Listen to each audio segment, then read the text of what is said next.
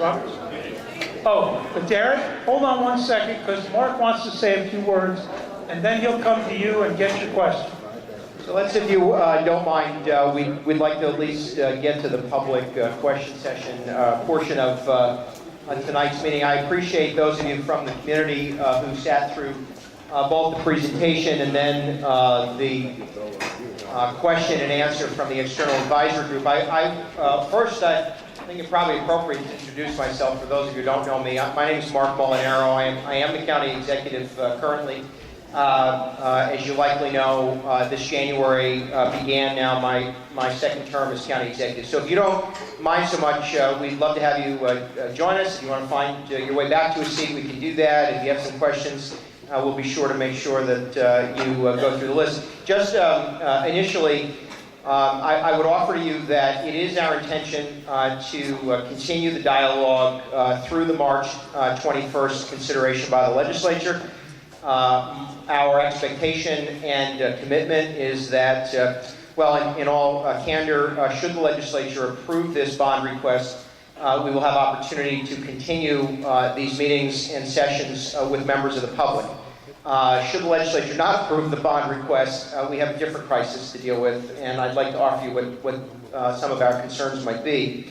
But it is very important to us that we allow the conversation. So tonight, if you have already signed up to ask a question, Bill is going to mention your name, and I'm going to be running around the best I can with this microphone so that folks can hear you. We are going to ask, to the extent that you can, do try to keep your question to a question. I know there's a desire to make statements, but I'll give you a little leeway. If you just throw a question mark at the end of a sentence, I will try to make sure that works. So it's all about the way in which you end the sentence. If you have just a little high-pitched, it sounds like a question. And if we don't have the answer, or you have a particular issue that we can't address tonight, we're going to keep or get that information from you and try to get you an answer so that you feel that your issue or question was satisfied. I asked for this slide to go up just as a reminder, and I want to set this aside for 1 minute. Let's assume for a moment that Dutchess County, one of the 62 counties in the state of New York, wasn't under mandate to have a county jail. We are for a lot of reasons, but we'll assume for a moment that is not our state-mandated requirement. It is factual and real to suggest that we would still need a jail, and that we will always have a jail, and we will always have inmates, individuals, human lives to care for in a secure setting. I trust that there isn't anyone who believes that we wouldn't end up with a facility of some kind. Obviously, one of our issues and concerns is striking the right balance. We have, for the last 25 years, engaged in an open dialogue about what to do with Dutchess County's inmate population and what has been an increasingly aging county jail facility. We, as Bill mentioned, when I came into office 4.5 years ago, or 4 years plus, we made clear that we would address this issue as deliberately and cautiously as we could, and that we would focus on two prongs. One, as was mentioned, the expansion of services so that we can attempt to prevent criminal behavior, intervene at the time before a crime is committed in the goal and hope of diverting individuals from a jail or institutional setting. And then we would also focus on transitioning those in the county jail system safely back into the community so that individuals can be as sustainable as possible. Now, I will tell you, and you don't have to believe me, but I will tell you that this is markedly different than just about every county that has engaged in this kind of exercise. There are very few counties that have put off jail expansion, jail construction, in order to engage in alternative programming. Instead, most listen to the state of New York, follow the state instruction, and build the jail as the state has instructed. In fact, there's only one other county in our region, and perhaps even in the state, that has put off this issue as probably longer than we have, and that's Sullivan County. Now, I won't pass any judgment on Sullivan County, only to suggest to you that they are designing a jail, and they are building a jail. We have spent the last 4 years trying desperately to understand how we can drive down inmate population numbers. because we believe, and I say this to you with all sincerity, I believe that if we can identify risks so that we can identify individuals before they commit a crime or are alleged to have committed a crime, we can more appropriately provide service and assistance. And that while there are individuals in the county jail system dealing with addiction and dealing with mental illness, they are not there because they have mental illness. They are there because they have been alleged to have committed a crime or, in fact, have been found guilty of committing a crime. So what have we been doing over the last several years to try to divert individuals? And this is what I hope will show our sincerity, I think, to one of the AG questions about, what's our long-term commitment? I can assure you that I don't know a single county legislator, 25, Republican and Democrat, and I assure you the people who I have asked to serve in county government are not interested in building a jail facility for the sake of building a jail facility. They are not. I have very little desire. As you can probably guess, this isn't the most popular concept in the world. And if you look at politics today, people like me are supposed to take the easy path. But I can assure you our goal is to try to scale this to, one, the smallest we can justify, but also provide the largest space necessary to provide the intervention services, transition services, so we can help people re-enter the community. No one is benefited by the current county jail. No one. It is an incarceration setting, and that's it. It was built at a time when society accepted law and order as its priority and didn't necessarily care for the criminogenic behavior or the ways in which people could be restored, if you will, returned to the community in a successful and independent way. It wasn't the priority of society, this country at the time. But in order to try to drive down numbers and humanely address what are serious mental health and substance abuse issues that many face before they enter jail, this county has been restructuring its mental health services. You may know that with the state's closure of Hudson River Psych, Harlem Valley Psych, Taconic DDSO, and other facilities, the state of New York has created a crisis. And I would offer to you, and I say this very firmly, the state of New York and the federal government should be ashamed of the way in which they've addressed individuals with mental illness. And I say that understanding, however, that we only have so many ways that county governments can provide assistance, but we are committed to providing that assistance. How? We, in 2012, launched our mobile intervention team. It's a multidisciplinary mental health team that responds to calls no matter where they come, from where they come, in order to de-escalate and address situations before they become crises. In the goal and effort of assisting law enforcement, emergency responders, families, schools, teachers, anyone, from intervening with an individual before a crime is committed or alleged to have been committed, so that we can divert from the jail setting. In 2014, we began our crisis intervention training. This came through a very comprehensive analysis of programs across the country and how could we make it work in Dutchess. I'm thankful to Mental Health America, People Inc., and others, NAMI, and others who participated in developing this crisis intervention training. We are on the path as a county to educating with mental health first aid every law enforcement official on the street, with the goal of ensuring that every emergency responder, first responder, police officer who responds to a situation on the street has mental health first aid training or crisis intervention training, all for the goal of de-escalating situations, because we know that that first encounter, whether it's you calling up because a family member is dealing with a severe mental illness, or you know perhaps a crisis is on the verge of occurring, or a school district may call because they've suspected an individual dealing with severe mental illness, or an individual with substance abuse issues wants the assistance, we know that that first interaction defines the rest of that individual's life in the system. And we know how horrifically that can go awry. You have seen it in the news across the country. If law enforcement is not prepared to deal with a situation where mental illness or substance abuse is a potential, crisis can occur and awful things happen. So our goal is to ensure that every law enforcement official on the street, every first responder on the street has this training so that we can de-escalate and identify a means to divert. The legislature last December authorized the funding necessary for Dutchess County to build a stabilization center. This is a means of trying to divert individuals dealing with substance abuse and mental illness. These are the special population categories we've been focused on. Substance abuse and mental illness, where again, you can present yourself, or you can be transported by family, law enforcement, first responders to a stabilization center before a crime is committed or has alleged to be committed. Why is that important? Because once you are alleged to have committed a crime, you enter the criminal justice system. And the executive branch of government has very limited control over that. So our goal, and that center, by the way, will be open by the fourth quarter of this year.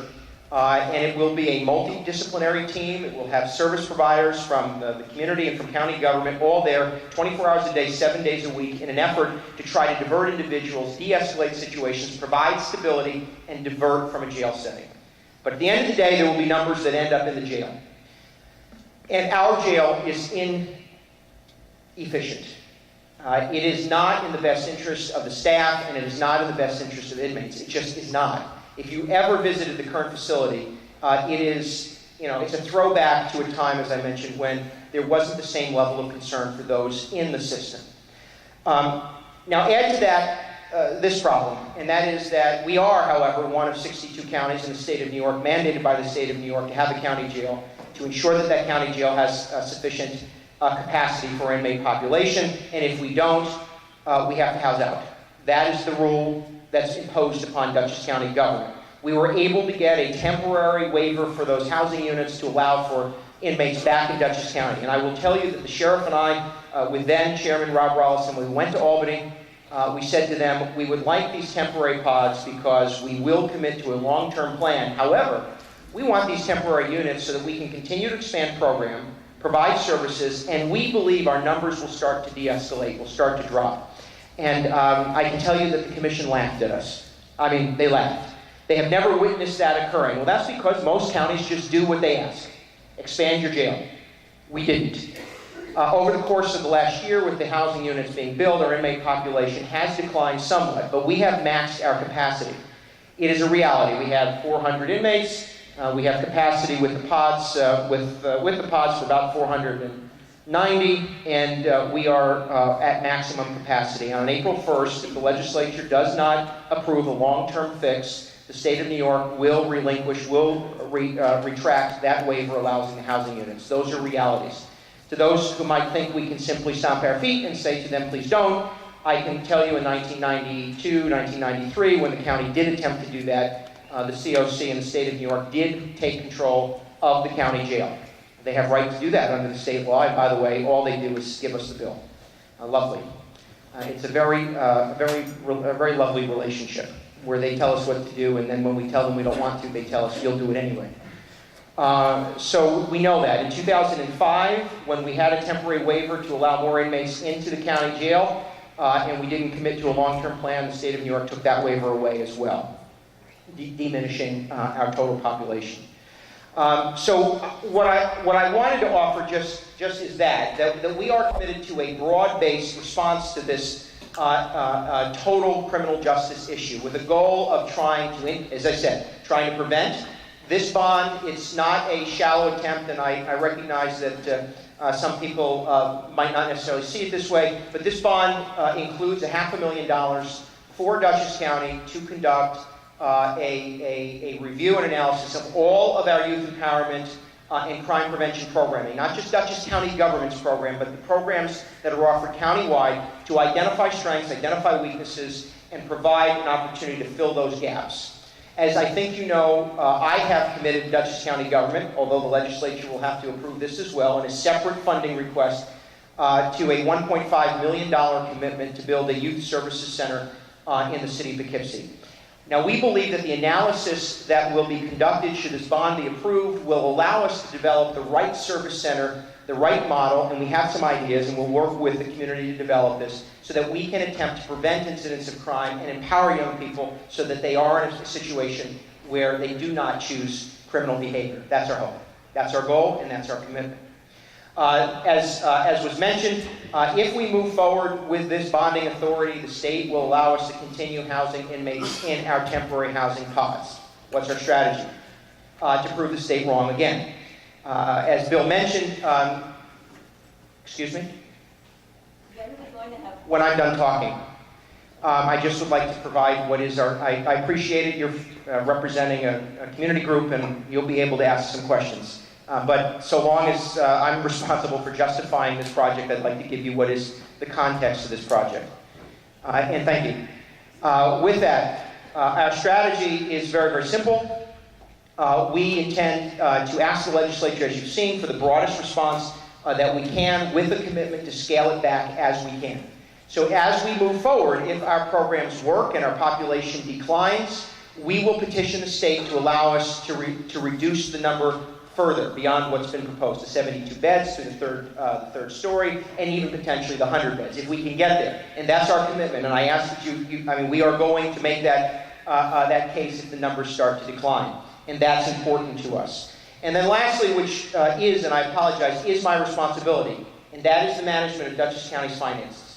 Absent the ability to house out, we will have a fiscal crisis that we are not prepared for. And I mean this with no question. If the state relinquishes those waivers, requiring us to go back to housing out, we will add $8.5 million to the county budget in 2016. It's just, that's the reality. $8.5 million that we don't have. If we go back to housing out and don't have the ability to move forward with the project, those numbers will start to consume our county budget. Every year we've housed out, the dollars go up. And every year that's $1 more that's taken from service programs, from other areas of county government that goes to inmate population and housing out. And that money will continue to grow, and it will absolutely consume our ability to provide those other services that we want to commit to. The bond approval gives us more time with the state to make our case. It allows us to implement a long-term program at the same time, saving $5.5 million, $5.3 million annually, which we will commit not only to taxpayer stability, because we live within the context of a tax cap, but also program provision. So with that, there are a number of individuals who have signed up to ask questions. Bill will ask you, will announce your name, and I will hand you a microphone. We're going to ask you to try to keep those questions about 90 seconds, 2 minutes. Try to end it with a question mark, and we'll get you the answers, okay? Thank you, everybody. Derek, you're first. Hello, everybody. My name is Derek Roberts, and I really thank you to all you ladies and gentlemen that came out here tonight. And I love the presentation by County Executive Mark Marnell. It always seemed like, he was going to try to stop me from talking, but that's a job. So, I just want to ask this one question. And I want to know, because I'm worried about the city of Poughkeepsie and how last month we had found that we are in a big deficit of $7.8 million, and people around the county will want to ask how, if we do get this banned, how we're going to, because of the debt city of Poughkeepsie are, how the rest of the county is going to pay for that debt, because of the homeowners, in all the districts and counties are going to have to supplement that bond, and it's really, even if it's low term, it's still going to affect the taxpayers in this town, and especially the homeowner and the surrounding community. Thank you for your patience. Got it, Derek. Do you want to just reiterate the financial plan and how we consume that, keeping in mind that if we go back to housing out over 27 years, if you assume $10 million annually, so the question was basically how will the county manage this cost and not assume and shift new debt, right, to taxpayers, basically. So I will offer that if we go back to housing out at about $10 million a year over the 27 years that we would have to borrow if we built, that's about $270 million if my math is correct. The alternative is $270 million for construction. The benefit of construction is that a new facility would allow us to drop operational costs, as was noted, for a net benefit of $5.3 million. So we believe, and it serves me no benefit to raise taxes, so we believe that the construction with operational reductions allows us to generate savings that will not require us to return to the taxpayer. And my commitment is to propose budgets that stay within the property tax cap. Did I cover that? I think so. The one thing you have to understand is that the $9.9 million that we will be paying in 2021. We're also going to be seeing a reduction in cost of about $5.5 million. So right off the top, there's a savings, there's a decrease in the cost of the bond. I believe that we have the opportunity to increase that number, but Mark's point is the best point is, what's the cost if we're now going to be housing out over the next 4 years? That could be about a $10 million cost over that 4 years. So there's a cost avoidance, and then there's also a cost savings. But we believe that the way in which we've structured it, that it won't have any impact to the taxpayers. Rosemary Thomas.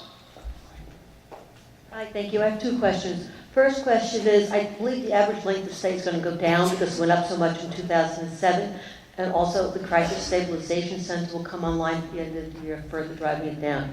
I also think that with the move to look at substance abuse as a medical issue, we'll see more and more people going that path, especially if we have a path into it with the Crisis Stabilization Center. So I think it's going to come down. And my question is, are there specific checkpoints where you can look at, as the population comes down, maximizing the savings and using the space as effectively as possible? That's my first question. Okay. And what we'll do is, if you have multiple questions, we'll come back around, okay? So everyone can answer first. The 30-year life? Okay, well, unfortunately, the 30-year useful life is established by folks who lend money. So we're not, that's what we have to live with. But Bill, do you want to talk about population, what we've seen in decline, or someone? I was going to ask our consultant, Gary Christensen, who's done a lot of the analysis. I believe your first question or point was that the length of stay is coming down. And then the second question was the number of people going into the medical. Yeah, I think both of them are going to drive down the average daily population. So I think that both of them are going to drive us down. Instead of looking at 569, we're going to be going the other way if things go well, and there's so many programs out there. So if things go the other way, how are we positioned to say, at this point, I can, save money? Well, I'm going to let Gary talk about the numbers, but I will just say that that's the sizing exercise that I took you through. That 569 is what we're building at, but we have the opportunity to decrease that by 172 beds. If we can show the COC that the numbers warrant that. So that would bring us down substantially. And then, of course, you still have to build in the classification. So if we can get the numbers down to the low 300s, which would be a real stretch, and I'll let Gary talk about how difficult that is. But if we could, then we could downsize 172 beds, and we would be right under 400. When would you have to hit the 300 number? When would you make Well, a decision? okay, the 72 beds, our hope is, here's the hope, if I get my Christmas wish, the 72 beds will be able to delay. In May 17, we'll talk to the COC and say, look, our numbers have come down, and that would have to be, I think, if we could get an ADP in the, 370 range, 380. They would say to us, okay, you don't have to build to 72 now. We'll see how you do, and then if your numbers go back up, you'll build to 72. So we'll get away with not building 72. Now, if we go from there down to 300, 295, something in that area, then we could say we want to decommission 100 beds and bring it down. So we do have that flexibility. But I'd like Gary to just talk a little bit about the numbers, because he's the person that's working with all the numbers. He can talk a little bit about average length of stay. That's a great question, and the numbers, and you're correct, as the average length of stay comes down, so does the average daily population, and in fact, that's been coming down substantially, as the county executive said, since we began to look at this, and we knew that a good portion of that would happen when housing out ended. So the effect that we've derived as a result of housing out ended has, as Bill said earlier, put I think our jail count today is at 406. Is that what you said? I just looked at a snapshot from the 9th of this month, and it was 412. So it continues to drop. And certainly, we have a lot of other initiatives in place. You asked about, I believe you asked about decision points. We know that there are 8 specific decision points that are part of the evidence-based decision model that's advanced nationally. And at each and every one of those decision points, we evaluate exactly what happens with the criminal justice system by the risk each person poses at each and every decision point to make decisions for each and every person that actually result in the best long-term public safety benefits. So for example, with a lower risk person where we get that person back to his or her natural community, we do that because we know that person is low risk and we derive the best long-term public safety benefit for that person. And conversely, for a much higher risk person, we know that that higher risk person presents with multiple problems and needs services while the community is kept safe.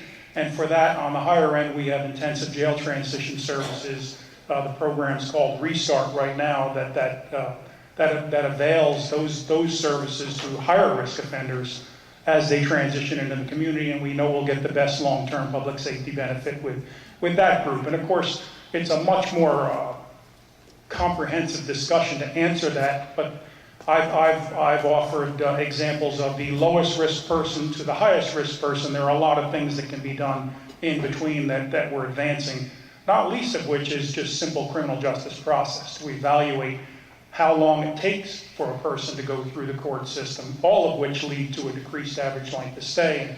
And that's the beauty of this plan, is that the flexibility allows for up to 172 beds less than that total number. I think, is that your question? That pretty well covers it.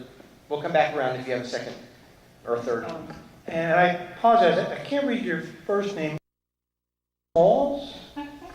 Soyal? Soyal. Soyal. Prayer of my life. Soyal. I apologize. Go ahead.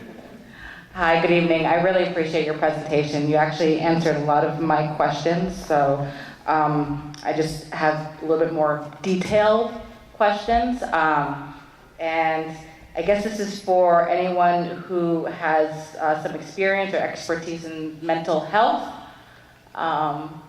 Two questions and then we'll ask them. Go ahead. Okay. So my question is about the women's services. As a member of the League of Women Voters, one of our focuses is on alternatives to incarceration, and I wanted to know about what was successful with the women's services in terms of programming. What did you find to be the most successful? Because out of all of them that you listed, that seemed to have the most success rate. I'll have Mary Ellen still address that. But I would also point that Marty Lynch and Mary Haight are here. They are from Project More and actually run the Women's Reporting Center. So if you really want detail, I'm sure they could give you more. But Mary Ellen was very involved in that, so I'll let her. Sure. The Women's Center was opened in 2014. We opened it with a grant from the New York State Division of Criminal Justice Services, and as Bill mentioned, it is operated by Project More.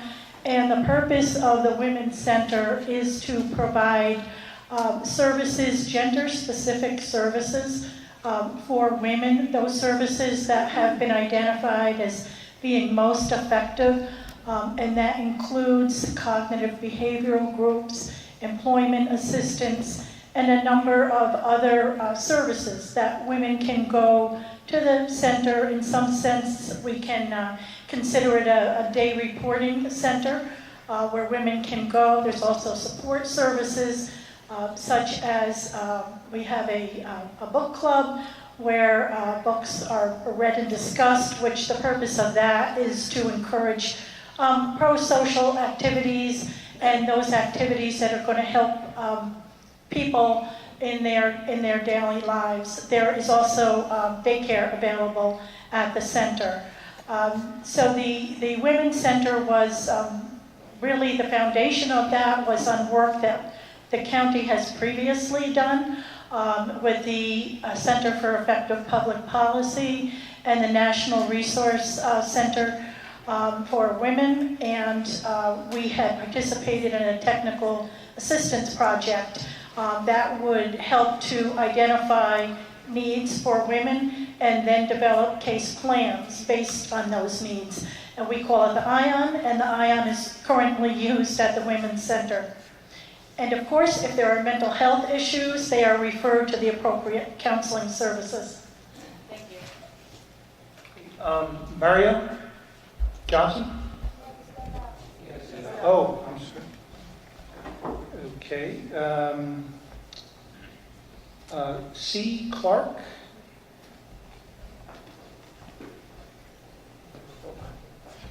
Hi. I was just wondering about the size of the jail, the cost. You know, you could have a, I guess, cheap jail, and you can have one with all the bells and whistles. Where did this one fit in?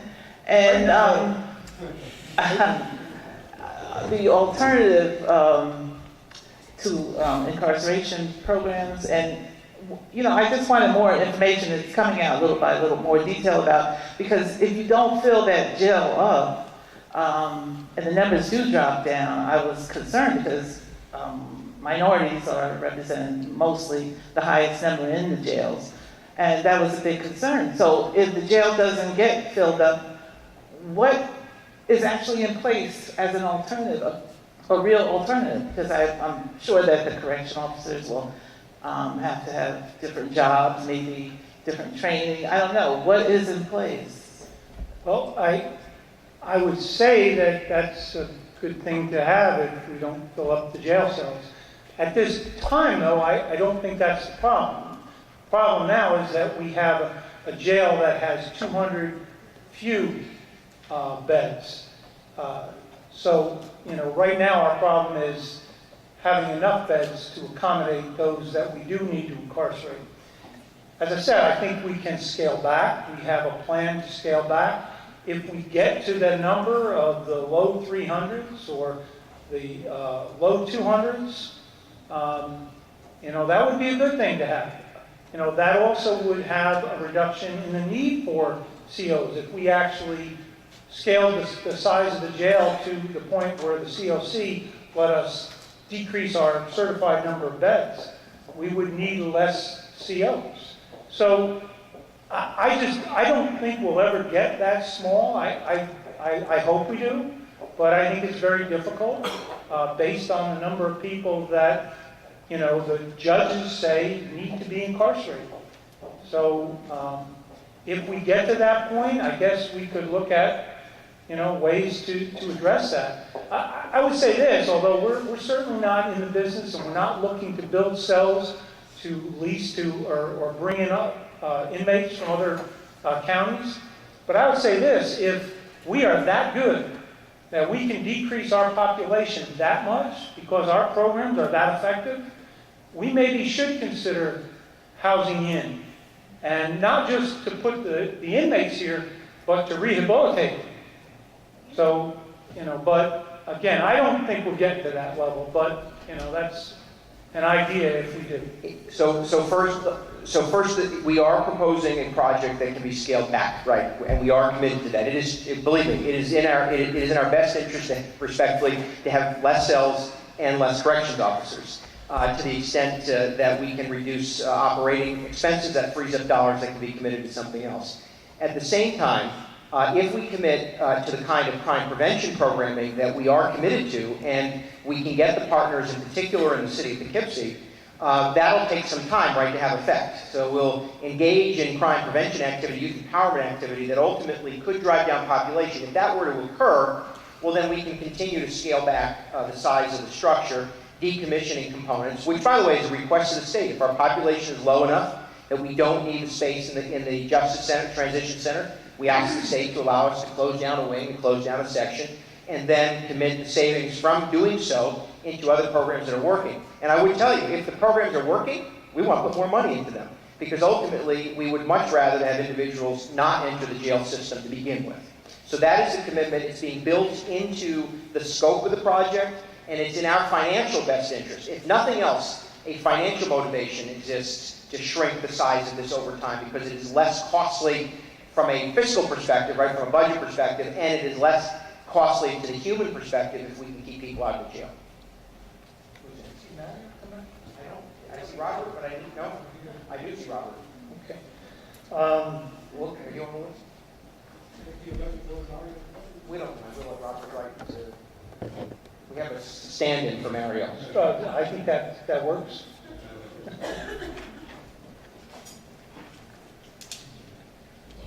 The concern is for, I guess, programs like mine and others, in terms on the prevention side. A lot of money is going towards construction of the jail, and only $550,000 is going towards some type of youth study. And there have been studies done before, I know, for the city of Poughkeepsie, and perhaps you can, ask them for that result, because I know our program was studied quite a bit, and others as well. So I'm just concerned that that amount of money is going not for services, but they're going for a study. And I know studies are expensive, but that seems to me to be quite over the top in terms of maybe I don't understand what you're studying, because it seems over the top to me. And so my question is, can some of the money, here's the question, can some of the money that's, you're bonding out, can it be used for other types of youth services, like the recreational center, or we have a huge manufacturing center over on Cottage Street? Can some of that money be diverted for diversion types of activities for programming? Not without the analysis. New York State finance law will preclude us from what it is we can borrow money for. You can only borrow money once a capital project has been identified and the useful life of that capital project has been identified. So, for instance, a youth center, even if it's yours, your facility, there would need to be a proper analysis. I know that you've studied the effectiveness of your program, but there would need to be a proper analysis. The county would have to articulate what the intended capital project goal is, build something, construct something, what the useful life of that is, and then go through environmental review, which we would have to do. Oh no, that's extensive. And then at the close of that, we could ask the legislature for the commitment of bonding authority. But you can't mix apples and oranges. So, meaning that this particular facility is a 27-year, yes ma'am, I'll get to you. You're on your list, we'll add you to the, are you on the list? Okay, we'll get to you. We're answering his question first. The useful life of this particular project, 27 years, bondable, 27 years, 30. And that has been studied, analyzed, and the environmental review is before the legislature. So that's the approval. The only thing I would offer to you, though, is please, yes, the construction of a new facility is expensive, but we're not comparing apples and apples here. We were able to include the $500,000 in the youth study because we believe that an effective youth empowerment and crime prevention program will result in less inmate population, which will result in us potentially being able to either decommission or scale back the size of the Justice and Transition Center. Those two things are linked. So financially, in accordance with state law, we're able to link those things. We're able to say that analysis could result in inmate population reductions, which then would result in affecting the outcome of the capital project of the jail. But borrowing to construct the Justice and Transition Center would free up, for us, $5.5 million. So if I'm looking at where's this, I'm looking at a $192 million construction bond versus $500,000 for the analysis. You also have to include the $5.3 million that we will free up to commit to more programming and taxpayer stabilization. We have to be able to do that, but we'll be able to commit those dollars. Without the new Justice and Transition Center, we don't generate savings. And without generating those savings, we won't be able to divert dollars to programming that may work. Now, I do want, this was our concept, this analysis. It is a lot of money, $550,000, because we want not to understand what your program does in the city of Poughkeepsie. We don't only want to understand what Dutchess County's programming does countywide. We want to unearth what we do in this county comprehensively to prevent crime and empower young people, from job training to anti-drug programming to bullying and mediation to, we can go down and run the gamut, right? We want to know broadly countywide what is provided, how is it provided, what gaps in services exist, because I will remind you, even though we're in the city of Poughkeepsie, there are 20 towns, 8 villages, and 2 cities, all deserving of a similar kind of evaluation commitment. And when we're done, create an action plan that will allow us to integrate that service so that we're not duplicating, there's not redundancy, there's not overlapping, and if a program doesn't work, we don't want to fund it. So at the end, so it is expensive, but we want it to be expensive for the purposes of getting the right outcome. Keep in mind, we spent $1 million to analyze this proposal. So what we need to do is invest that same kind of commitment to youth empowerment, crime prevention. A lot of good programs occurring countywide. We just want to make sure that we have an integrated plan so that when we're done, we can go to the legislature, who doesn't represent the city of Poughkeepsie only, and others, and say, we want you to buy in to a countywide youth empowerment and crime prevention program, and this is how we might be able to make it to work. And I promise you, your organization and several others who are represented will be a part of that analysis, part of that dialogue, so we get the right product at the end. Okay? Next on the list. Judy Lessinger? Judy Lessinger? Lessinger. Judy. Okay, Mary Williams?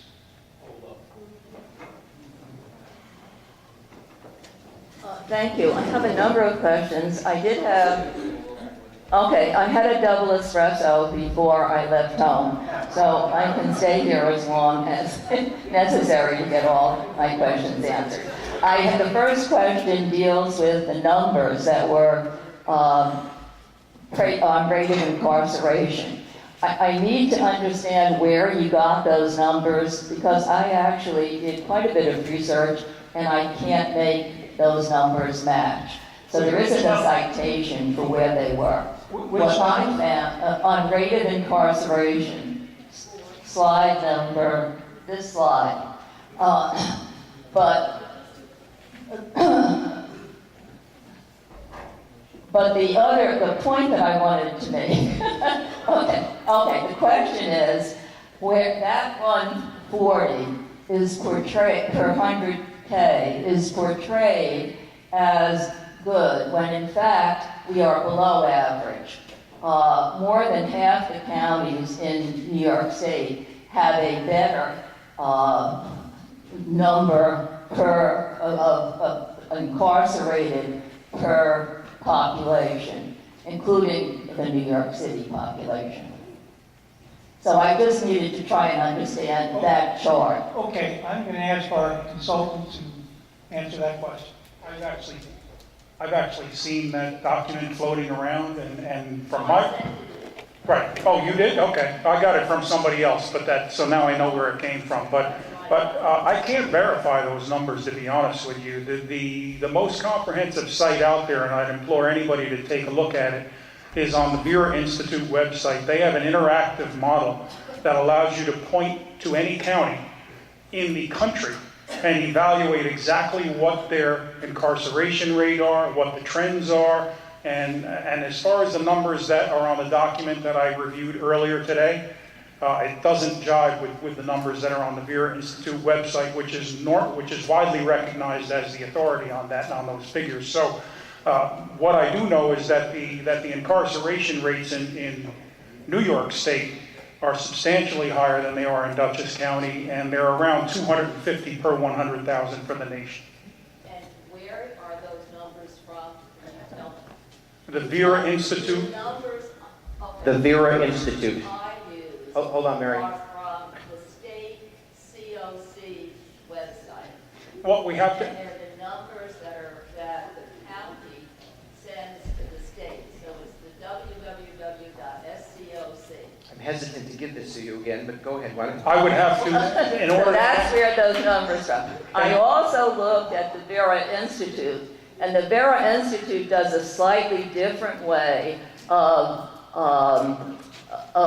coming up with the number per 100K. They use a different population model. I use total population, which they use in SCOC.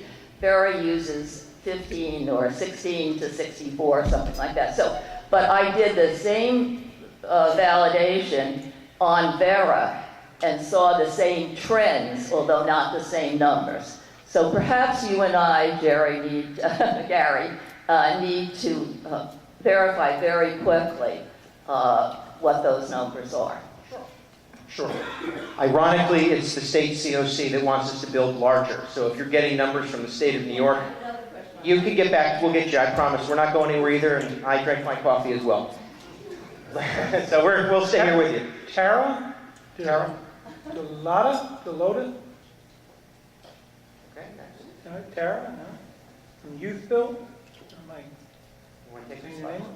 No, I'm kidding. Lydia Pelot, right?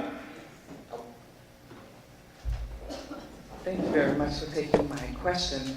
Most of the questions that I had were answered, but I keep hearing the low amount of incarceration rate, but yet the state mandates us to involve ourselves into a newer project, knowing that it may put the county into some deficits over a year. In dealing with state mandates, if the state mandates us to build a bigger edifice, are there subsidies and provisions that they would give us in terms of what they have projected? It just does not make sense to me. Numbers are low, yet still they want us to be bigger and better. And I understand about the training or whatever they would like, so we will not have individuals returned back to jail. But where are the subsidies? Where are the subsidies? And they want us to foot the cost for what when our numbers are low? They don't They're in exist. violent agreement, by the way. I think they should subsidize it. First, understand, the state is not asking us to do any of the transition programming or the investment in training or the investment in prevention. They're not asking us to do any of that. What they're asking us to do is build a facility to house what is currently about a population of 400 plus. So it is the state of New York that wishes counties to provide that capacity. We've been pushing back to the extent we can. But do understand, we have right now 400, right? 412 in a county facility that is smaller than that number. So our capacity is, without the housing units, is 257. We have 400. So we still have to deal with that. Secondly, I would argue that there is no one, and if you, I think you've seen it. I know that you know the sheriff, but the existing 1980 plus unit is a disgrace. And if we have the opportunity to demolish it and build in its place something different, even if you assume for a moment we would only have 250 inmates, let's just say for a second we were able to get down to 150, we needed capacity for 250, you wouldn't want them left in the 1984 unit because it is insufficient to provide those other programs, support, etc. So that, is driving us as well. But I do want to reiterate, failure to borrow money just means that we will send those dollars to new operational expense. If we don't borrow to build, we will spend money to house out. And to the taxpayer, the bottom line is less over the course of a borrowing because a new facility would be more cost effective than the current facility plus housing out. So yes, if we go forward with this proposal, we're adding debt to the county. If we don't, we're adding a considerable, or actually an equal amount, if you will, to new operational expense. So the question is, this is my question. We would like to get a better outcome out of the facility we own and operate rather than housing out. And if we begin to house out, that is just a self-fulfilling, prophecy. We'll house out more, and we'll house out more, and we'll house out more. Why? Because you don't generate efficiencies. The system is paralyzed. People stay in the system longer, which means it's going to cost more, cost more, and cost more. So I would just argue that it's either we build or we don't build. Now, you want to have a conversation about how big, how small, et cetera, et cetera. We're in violent agreement. The state of New York is not a loving partner. It's okay, you are probably the most loving of their partners. But that said, the state as a government entity says to counties, you must have a facility, it must be large enough for your inmate population, it must be able to house a prospective growth. And as Bill mentioned, the truth is over time what the state has done is closed its prison facilities, demanding counties expand their jail facilities. Some of that is logical and some of it is not. But if we can get the state off our back as far as build something or lose your housing units, we will continue to advocate for the relief that is necessary. And if we don't generate the relief, it is our choice to take the savings to invest in those programs. Jerry Wilmot?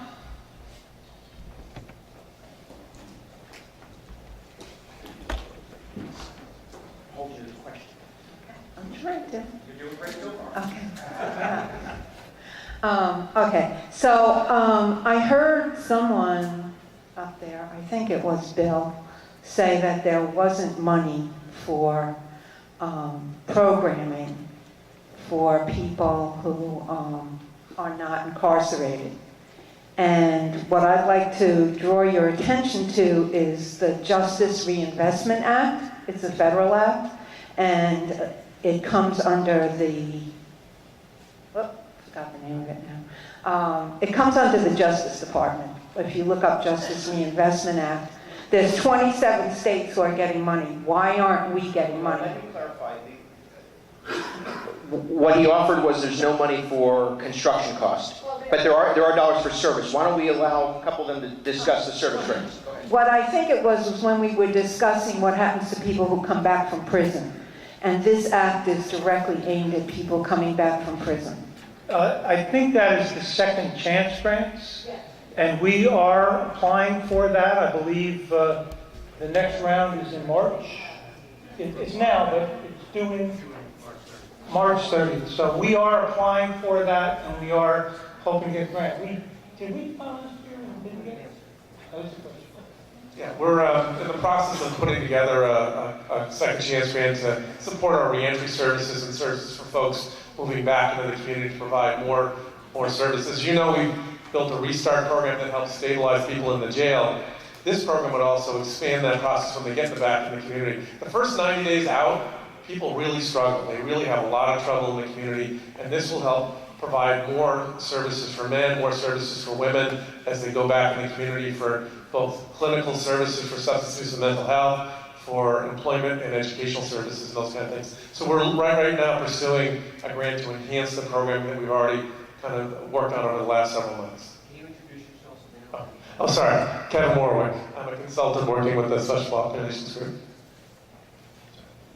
Okay, we'll come around again. If you're caffeinated, we'll come around again. Rashona Squire?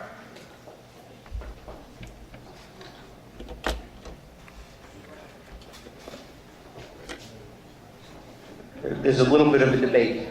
She was here first. We're going to have her go first. I'm sorry. Introduce yourself and... Hi there, my name is Amelia Miller. Just a local gal, I guess. So I have a concern with the green space, because I'm pretty much understanding what it is with this jail thing.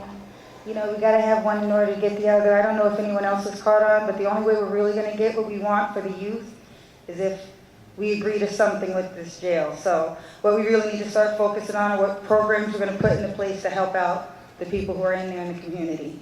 I'm just being honest. So with that, the green space. We have a lot of people who are in our jail, low income, poverty stricken, don't have any skills, whatever. We have this green space. Maybe, possibly, it can be developed into, I don't know, some kind of an agricultural produce producing area so that we can teach some of these folks who are maybe repeat offenders or whatnot, who can go out there and learn to grow some food. Maybe we can send some of the produce that we grow to our school district, which can help with a healthier initiative, some cost-saving initiatives across the board, while also, again, teaching skills that can help somebody who doesn't have the skills for themselves to be a little bit more self-sufficient. Because if you know how to make your own food, you're a little bit less worried about getting food. And I don't know, maybe you can find something where you can get funding for that along the way. And my second question, sorry about that. There's a lot of people, including Rashona, that want to speak. I'm sorry.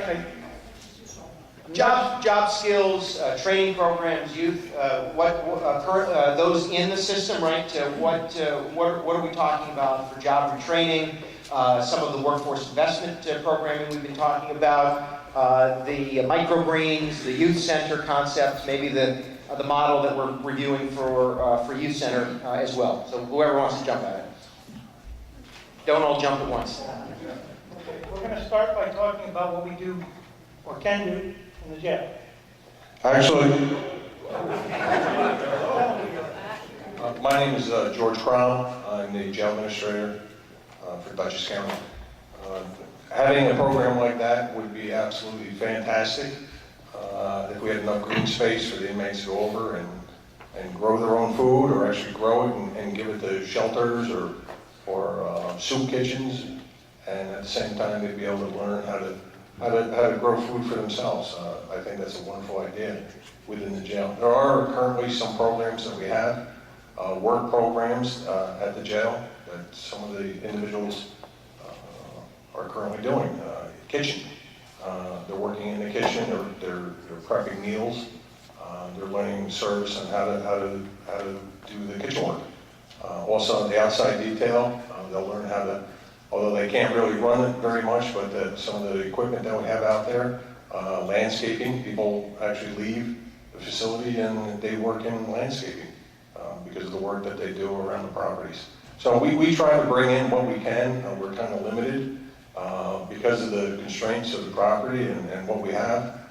Even in the past, when Gary Christensen was the administrator, we had inmates putting computers together, and we would donate them out once that was done. So we try to do what we can. If there's enough green space for us to do a project there, by all means, I think that would be fantastic. I'll stand up so I can see you. I don't think you could see me, and I couldn't see over either. I'm Mary Ellen Still, on probation, and we have ATIs, as we already mentioned. And we do a number of things concerning employment and employment readiness. We have what is called the Ready, Set, Work program, which is a program that is sponsored and developed by the National Institute of Corrections. And we have trained facilitators at probation, at the Community Transition Center, Transitional Housing, and also the Women's Center. And it's a job readiness program. But in addition to that, we also have a very strong community service component at Community Transitions Center. And it is part of a restorative justice program, but it is also to help people learn skills that they can then transition into a job. And actually, there have been people who have been placed at community service sites who have then been hired by employers who have liked their work so much. And at our transitional house, we have had a garden. It was quite well developed, and Marty, I'm sure you'll be starting it up this spring again. It has vegetables and just people have worked in the garden and then been able to learn about nutrition. We've had community people come in and then talk about nutrition so we can connect the gardening experience with nutrition and healthful habits. Now, our public defender has been urging us to add chickens to this project. So we're going to look into that, so we might be adding some fresh eggs this spring, we'll see. We've also asked the county's Workforce Investment Board to work with the Dutchess Regional Chamber of Commerce to continue to expand some of our workforce training programming, and then specifically if we have the square footage, if you will, in a facility with individuals who are in the jail setting, to be able to work with them to assist in transitioning them back into the community with work skills. In fact, trying to make a connection between the individual and a potential employer. So many individuals in a jail setting, if they have what we'll call, in quotes, an internship-like opportunity, have a much greater success rate in identifying work. And that will be a part of our programming as well. But again, under the current structure, we don't have the facility to really provide the service. I would just add one thing. If you have young people and they want to work in the city of Poughkeepsie, give me a call at the county exec's office. We have a program. It's indoor gardening, and it's a program that's brand new. It's being developed in the inner city, right on Main Street. And if you have youth that want to work, they can learn gardening. They can work. They can make money. There's a bunch of programs that we hope to develop as a result of this, and it's really early stage. But if you have young people that are willing to work, and they will have to work, they can make money, and this gentleman will hire them. So you call me at County Executive's office, and I'll hook them up. I think you're up, Sean. No, let me come to you. Bill's side job is job placement. Awesome side job, Bill. All right, so my name is Ray Sonia, also known as Ray Ray. I want to honestly just really speak about something that we're missing here, the conversation about race. We're really not getting on that topic, and race is definitely big time included in this whole discussion, and we're eliminating it. Why, I do not know. So I'll be the one to bring it up. Being a victim of police brutality as a youngster, I was a teenager, and at times when I go back to recollect this, I kind of misquote my age. So I'm just going to say it like this. I was of arresting age at this time. And 4th of July usually brings about fireworks and laughter and play. And there was one summer, 4th of July, I was in the corner store on Main and Hamilton, and I witnessed a firecracker go up underneath a car. I'm going to call it a M8 because that's one of the most powerful ones, I guess. Anyhow, there were sparks that I saw come from up under the car, and when I noticed it, I immediately was like, wow, maybe there's going to be some kind of ignition of a fire or something.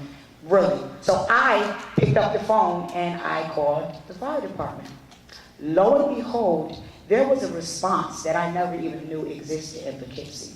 There was a response of our police force coming out in task force equipment, and they approached the crowd that was out there in a provoking way that did create a riot. But it really wasn't a riot. It was the police brutalizing the individuals that were out there. I cannot remember the year. I'm 40 years of age, so if anyone wants to take the time to research this, my name is Ray Sonia Squire, and this is public information. So feel free to do so. You'll be able to recollect or recall what actual year this was. With that being said, I stand before you a victim of police brutality. So, of course, I do not agree with the expansion of a jail. I don't believe that we should build any more jails. I believe that we need to create a situation where we fix the sickness of our system, because there's elements there that need to be corrected. And it started a long time ago, and we're avoiding the discussion in Poughkeepsie, and we must have it. If we're not having it amongst one another, we're not going to have it to the state. And we need to bring this position to the state and allow them to know that we have to fix our system before we build and expand the system. Because yes, as you said, and I'm sorry for taking up so much time, as you said, there's always going to be a jail. So therefore, with that being said, if we build a bigger jail this year, in 20 more years, they're going to ask for a much more larger jail. So we need to find ways to reduce the inmate population before we decide to expand our jail system. Thank you. We appreciate you sharing that personal story. I know that Kevin was sort of nodding, yes. Can someone discuss, let's see, so the generalized question, which I know we've kind of touched on, our goal is to reduce inmate population. How do we envision doing that with the new facility? And to the extent you can touch on minority population, African American population, black population in the jail system, how will we study this to ensure that we're doing something unique in Dutchess? We recognize the reality. We do recognize that reality. Someone needs to at least address it. So it's Kevin, it's Gary. Take a shot. Well, You're next. No, Gary? you want to go first, Kevin? So, without question, there's disproportionate confinement in our jail. There are certainly more African American folks when you look at it per capita. Unfortunately, that's a bit of an oversimplification when you look at the actual composition of the jail population and where they come from. somewhere between 30 and 40% of our jail population comes from the city of Poughkeepsie. So when you think of it that way, the city of Poughkeepsie has a much higher minority population, therefore more African American folks would end up in the jail. Obviously, there is a lot more policing in the city of Poughkeepsie as opposed to a rural area where there, frankly, might be just the same amount of crime, but there aren't as many police officers to find people doing those crimes. Whether or not that's true, we don't know because there's not the same amount of people. The way to move forward, though, is to look at the existing population, to evaluate rates of recidivism by race, gender, ethnicity, etc. And then evaluate each and everything that we do in the system to ensure that it decreases those rates of recidivism for each of those groups. What we've done is we've analyzed the entire population right now, so we do have those rates of recidivism for each group of people who are incarcerated by race, ethnicity, and gender. That was the request of the community, frankly, at several of these forums, and we have those numbers there on the Criminal Justice Council website. If you can find them, or if you can't find them, I'll be happy to email them to you. So what we want to do is, no matter what we do, we want to make sure that we're not simply throwing services at different people. We want to make sure that we're informed about the way we deliver our services to ensure that it's best for each and every person that gets that service. And that's no small task, but the beauty is that in this county, which is quite different from any other county, I might add, we do have those baseline numbers so that we can make intelligent decisions moving forward that best benefit the people who need the services most, and they're the folks who are incarcerated in our jail. Let's have Kevin expand on that. Yeah, and I agree with everything Gary said there. And by the way, race is an issue. There's no question about that all over the country. Poor people go to jail. That's another issue that's pretty much there. But the types of programming and the kind of the system-wide approach to looking at this is to providing really good services in the community through the ITI programs, culturally competent programming, gender-specific programming for women, and I think there's been great advancement in this county in looking at all those things. And if you've been in the jail, we've developed a Restart program. You have to be an actuary to figure out how to get groups to go on in all the areas that need to right now in the facility that's there. What we're talking about in the new facility is, and again, I think Bill has already talked about the fact that really we're not talking about a large increase of beds, but in that facility, the areas for treatment are going to be areas where you can really provide good treatment services for people. There's group space. People can walk off their living units right into programming, right into services. Staff can be measured on how well they're doing with the programs. The work that Gary's doing to evaluate how the programs are doing is really good. And so we're beginning to pilot more and more of those kind of things. Stabilization programs in the jail that help people stabilize, moving them back in the community with all of what they need to get back in the community. And looking at all that through the lens of cultural competency to make sure that folks who come to jail who are African American, Latino, and others are going to get the best service possible and then be able to move back in the community in a way that's better than the way they came into the system. So again, all of what you're talking about is important. The jail plays a part in that, but the jail that exists today, particularly the older part of that jail, doesn't allow for the services inside the facility to be as effective as they could be, no matter how committed the people are doing the work. So designing a facility like Ken Ritchie and his team has done in a way that has natural light in the programs, has a place where people can feel good about the environment they're in, that it's healthy, that has correctional support that's really positive. Those are all changes we're working really hard on. There's still more to do, but I think there's been great efforts in this community on that level. And if you would like to ask a question, just Julia, no, not you. We'll come back to you, Ray. Though that was a question.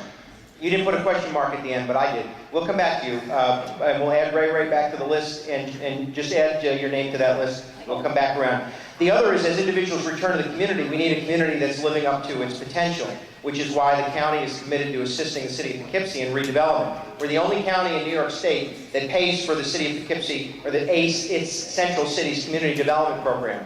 Our goal is to help where we can support the city in rebounding. So when somebody returns to the community, there are job opportunities, there are affordable housing opportunities, there are park and recreational and youth center services. I mean, keep in mind, there are a number of legislators here tonight that don't represent the city of Poughkeepsie, and if they had their druthers, $1.5 million invested in something wouldn't necessarily be in the city of Poughkeepsie. But we believe that because the city is most affected, and certainly a larger percentage of the county's inmate population, we want to be in a position of helping the city excel and start to grow and rebound. So there are opportunities for folks to re-enter the community that they can be supported.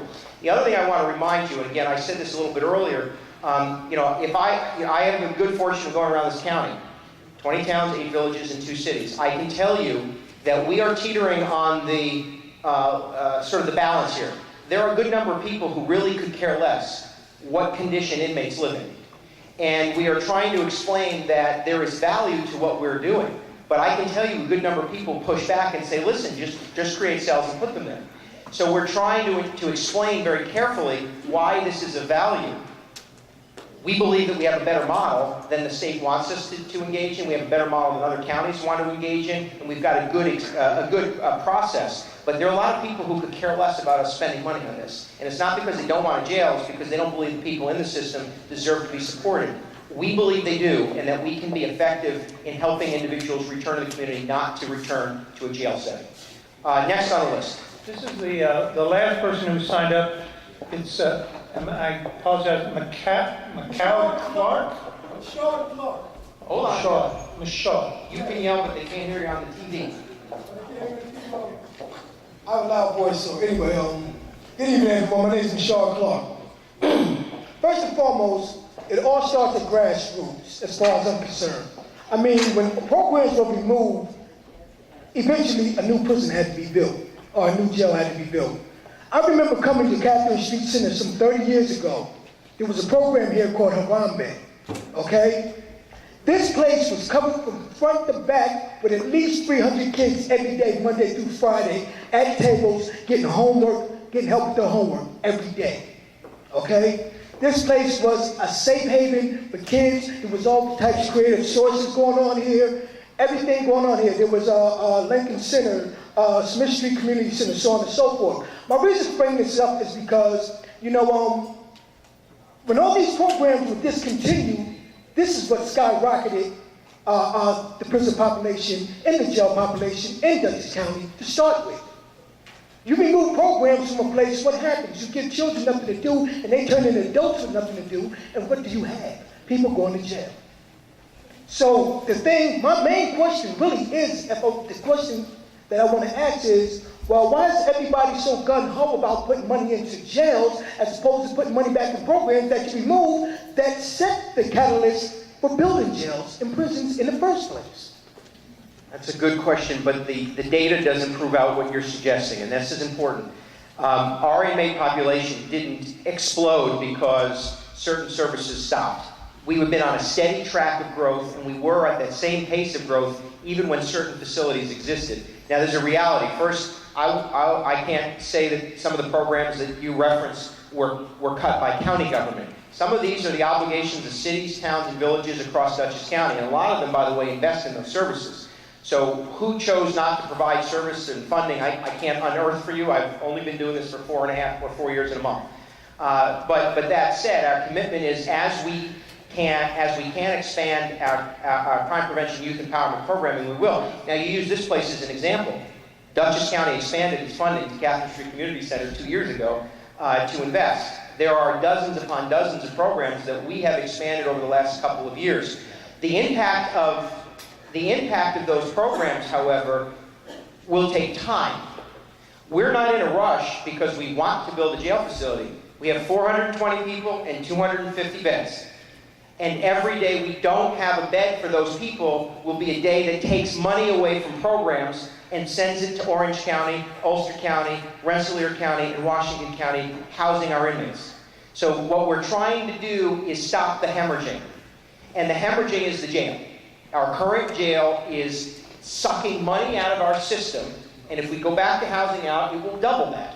So if you're concerned about the dollar, right, going to prevention instead of incarceration, the only way to have that happen is to close the wound. And the wound is our current county jail, the way it operates, the way it's staffed, the way it's as expensive as it is. And if we get forced to house out, we're just going to take $1 more away from those services and programs. So if we can stop that hemorrhaging, save those dollars, and invest them in programming that works, we will do that. because we believe that investing in youth is more valuable than investing in a jail. But right now, the jail structure we have is stealing the money from your kids. And if we continue to house out, it's going to steal more money from our kids. Now, the only other thing I'd offer you is I was a mayor of a very little village for 12 years. Society has also changed. One of the reasons that places like this aren't filled anymore is because our kids are stuck behind a computer or on a cell phone or on a laptop and don't socialize, don't interact. There's a real society change that we all have to combat. Now, I'm not here to tell you how to be parents because I'm having a hard enough time myself. But that said, there is a societal shift, and young people are being bombarded with alternatives to everything. Some of them not terribly productive. So what we hope to do is create as much of an environment through investing in programs that get to the kids today. You know, what alerts their interest? What gets their interest now? How do we get them invested now? Building a youth center without the right programming, without the right incentive, without the right support is going to be a big empty building. So in order to focus effectively on getting our kids the services they need, we need to understand what connects with them. And all of these folks would offer this to you. There's a knee-jerk reaction. Let's expand programs. Let's have alternatives to incarceration. Let's do different. That makes sense, but if you don't refine them, they're just broad strokes. We are at the point now in Dutchess County where we have done the generic. We have done the broad strokes. Now it's refining our services, our programs to help the individual. That takes a little bit more time.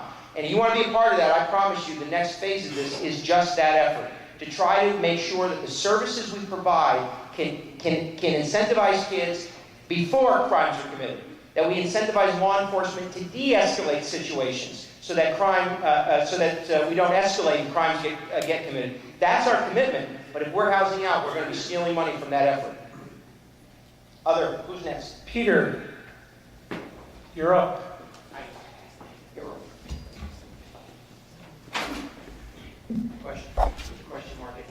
Question mark at the end. Okay. I guess the first question I have No, is... we're going to start with one, and then anyone else will come back to you. The rule is you ask a question. There'll be other people who will still have questions. Go ahead. That's right. Thought I was. The first question I have has to do with when is the Criminal Justice Council or some agency within the county going to start following up on that checklist of 9 or 10 decision points within the criminal justice system where race can come in and influence the decision?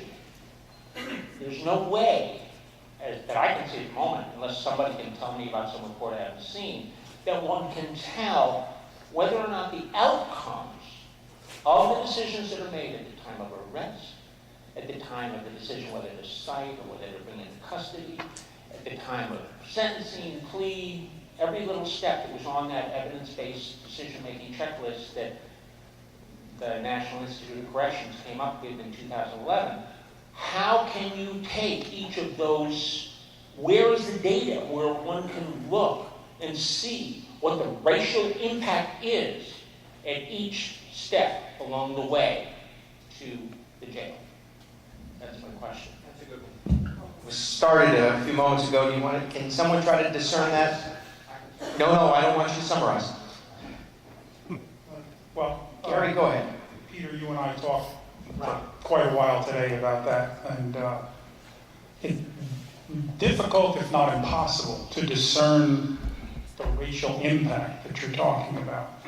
As I said to you today, the best way to go about dealing with the fact that there is racial disparity in our system is to evaluate each and every person objectively moving forward and ensure that we're offering the service to that person needs. The way that we do that objectively, I talked with you today, is we screen each and every person for the risk that they pose to the community, and then we take the highest risk people and ensure that we give appropriate service in a program like Kevin referenced that's Restart. And what that does is actually disproportionately give service back to a higher risk community, to the very people that you're talking about. As far as can we judge the effect of institutional racism, I think is what you're asking, on each and every decision. I don't know of any model to do that, and I don't know that anybody does. before we go any further, I just want to say that we're here tonight because we have a problem.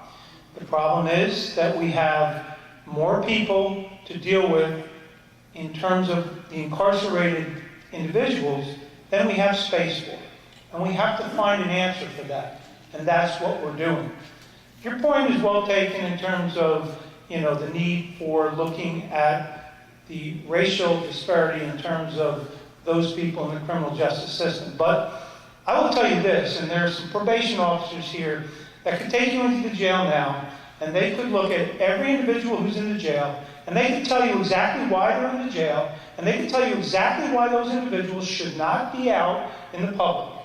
They could also tell you why all the people, the 650 people that are in alternative to incarceration, have been put into alternative to incarceration because they did the study to handle that. I'm not going to argue with you. The numbers speak for themselves in terms of minority incarcerations. Our numbers, I think, are lower than the national averages. And we can look at that. But that's not the problem that we're faced with here. Like Mark said, we're bleeding money because we don't have the facilities to handle the people that are in jail that need to be in jail. And if we don't fix this, by April 1st, we'll be housing these people out again. And that will cost this county a lot of money, and it will be a disservice to all those individuals who now are in our jail, many of them getting programmatic services. They'll be in another jail getting no services. So that's the real focus of tonight. I don't disagree with you, Peter, that you got a point, and we can deal with that. And I think some of the data analysis that you and Gary have discussed is helping to understand that. There's a lot of reasons why that's so. A lot that doesn't have anything to do with us or the criminal justice system. Has a lot to do with cultural issues and things that need to be looked at in the community. But that's not the problem we have. The problem we have is that we have too many people in our jail that we can't accommodate. And we need to find a solution to that. That's what we're trying to do tonight. And with the relief that it's not comical to us. Well, it is one-sided in the fact that we have 400 inmates and 250 beds, but our commitment is with the resources that we generate, savings generated, that we can relieve ourselves of the pressure to construct so that we can continue the data analysis, so that we can dive even deeper and deeper with more sophisticated tools to assist as many people as possible. And I will say this as carefully as I can, regardless of race, because every human being in the system deserves to be given an opportunity to return to the community effectively. And we will work to identify more and more and more to assist that individual. But I promise you, we cannot do that if we are forced to house out again. We just can't. And this county will have wasted the last 4 years, and we will waste the next 27 years fighting against the state of New York's desire to have jails being built. But we are doing something much more sophisticated than any county I'm familiar with. And I've been around, I'm 40 years old, Ray, and I've been around for a long time in politics. I am not aware of a county who's doing this. I'm just not. So the conversation that you're talking about is absolutely worth having. I would suggest, and I say this respectfully, I'd like people who live the life to be a part of that dialogue, and people like the folks who spoke before about their personal experience will be more valuable to what we do respectfully than your tool. And I say that because these are people who live it. They know the experience, and we need to understand that experience so we can drill down with more and more sophistication to provide the ability to have an individual re-enter the community and not come back to jail. But without the space, you'll just continue to put people in jail, because that's what the state will force us to do. So it is not one-sided, it is the reality.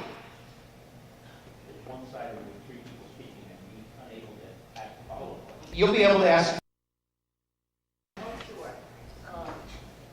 a question. Right. Can I say, this is the question. Yeah. Okay. The question relates to the cost of the program. I do support a new jail. There's no that, and I actually commend all of the ATIs that we've been doing. But my question is that the cost that we're coming up with is twice as much as any program, any cost I have found in any other county in the past 10 years. So this is a $992 million The highest one I found was in Ulster, which ended up about 93 million. The lowest one I found was in Tompkins, which is 990,000, and they're absolutely upset about that. But anyway, so was there thought to a comprehensive alternative plan that met the minimum of what the SCOC is requiring and costs significantly less? So is there any other plan? If you'd like it done wrong, yes. And I mean this sincerely. The problem is, if you take the current facility, by the way, those other counties did exactly what the state asked them to do. Take your current jail and expand. Not Tompkins. Well, yeah, oh, well. And they ended up, well. And operationally, by the way, the benefit of Tompkins is it's not at all like Dutchess County as far as demographics. But that said, they also have a new facility which they don't have to bleed money into any longer. So that said, they saw, it is true, I've met with the Tompkins County legislators, but most counties, what they have done is simply taken the current facility and added to it. Now let's just say that no other county's done it that way, and I'm wrong. What is the reality with our facility is it is operationally inefficient, which means if you take the current jail structure the way it is, at 1.2 inmates to 1 correction officer, if you don't replace that, you're just adding cost. You cannot take the 1984 unit and continue to operate it and save money at the same time. You can't. So, yes, we could simply conduct an expansion. That would add debt service and corrections officers. It wouldn't save us a dime, because I still need the 230 corrections officers to provide supervision for the current county jail, and then I will need the cost to operate this addition, which would be substantially smaller than a $192 million bond. Unless you eliminate the underlying operational expense, you don't generate savings, and therefore you spend more money. That's the reality. There is no way to cut costs out of the 1984 unit. There isn't. So our goal has been, how do we do this? What is the smallest capital investment we can make to generate the largest operational savings? In order to generate, and then when we generate those operational savings, you have the ability to put money into programming. But if you take the current jail and add to it, you're taking its current cost and you're adding to it. You're not reducing cost. So if there's a desire to save in the system, you've got to get the correction officer to inmate population, the inmate ratio better, so that you drive down cost. I would also say, Mary, that, Sure. well, the 154 million for the jail is not 192, because we're building a law enforcement center for 36 million. So it's 154 million for the jail. Included in that is almost $20 million for contingency and escalation, because it's not going to be built for several years. Now, if we don't need that, or if escalation doesn't come in, then that would be a savings. The other thing is we have 15 million in that third floor that we really believe, and we really hope, that we will be able to eliminate from this, which would then bring the estimated cost down to the 120 million range. But I say this, we've had a construction company that's, world-renowned, Turner, give us a model by which to estimate what the cost would be. It's only an estimate. When we go out to bid on the construction, the low cost will be the person that gets the business. So it could be even lower. But, we're trying to deal with what we believe is the most reasonable estimate for this facility. And we are trying to build a facility that, although it's not a Taj Mahal, it will provide the kinds of services and the kind of setting that will be a positive setting, and that we can rehabilitate inmates as opposed to just warehousing. Okay. Now, the only point I wanted to thank you though, and really I do support it. If you had a $100 million plan, I'd sign up in a New York minute. The the point is that how did Ulster County, I'm really looking at numbers. That's what I do. I go and look at every county, I look at every number, I look at every incarceration rate. I mean, I used to teach statistics, so that's how I think. But Ulster County built a jail. Obviously, it was kind of a disaster and it was way overbuilt. But the thing came in at less than $100 million for about 450 jail cells and a sheriff's office. So it just doesn't make sense. I can't make sense out of something that cost That was 15 years ago. No, it was 2007 when it came online. It was February of 2007 when it came on. It should have come up 3 years ago, so it's not 15 years ago. The estimates were done 15 years ago. It was operational in 2007. But go ahead. But 92 million for 400 beds 10 years ago. This is 100 and how much is contingency? 20 million? 20 million. So this is 130 for 569. We're proposing a 130 million, 569 bed facility. They built a 400 bed facility 10 years ago, 450 10 years ago for 90 million. We're at 120. 10 years ago. And they went horribly awry. But yes, those are real costs. When we do the analysis, we have the professionals, we spent a lot of money to conduct the analysis. We didn't make up the numbers. I would offer to you, we could say it's 100 million, we would just be wrong. So we're providing you the best option we can for the cost estimates. I don't want to tell you this will be less than 192 when it's all done, and then come back to you and say, whoops. I'd rather give you the worst case scenario, which we believe we can shrink from here, than to give you the best rosy scenario. Wouldn't that be wrong? Okay. Well, I thought we were having a conversation. I'm fine. Who's next?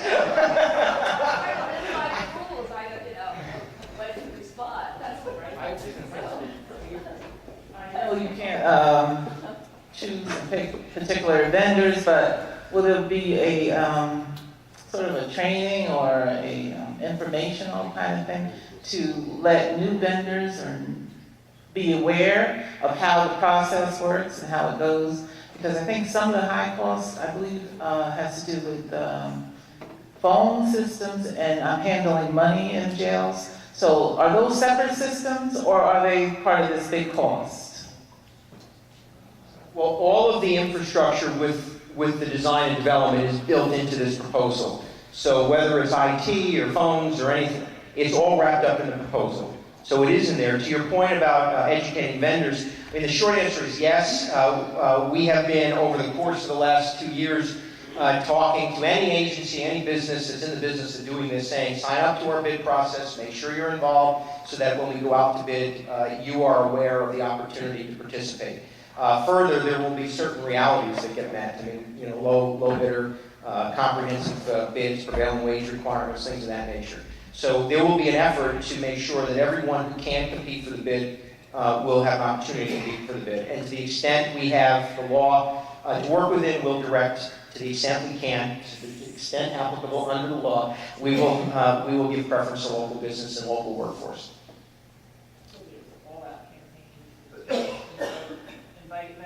I have to tell you that there are businesses across the globe waiting for us to put this out to bid, and I mean that sincerely. We've been talking about this for 25 years. So there are a number of businesses that are prepared. We want to be sure that we have the broadest opportunities, which is one of the reasons we've compartmentalized the RFP for architectural work, which is to say, we don't want to look for just one person, for the entire project. We want to get the best. So it may be several architectural firms doing, or 2 architectural firms doing components of the project. So there is an effort to make sure that we allow for the broadest opportunity for businesses to compete. The other is New York State law, and I'm not terribly familiar with the WICS requirement, but there will be components. We can't give all of this to one entity. So businesses, anyone who bids will have to ensure there are sub-businesses that participate. So there'll be a broad array of businesses and vendors that will have to be a part of a project of this size. And there will be a pretty broad effort to ensure that they know when the bidding deadlines are.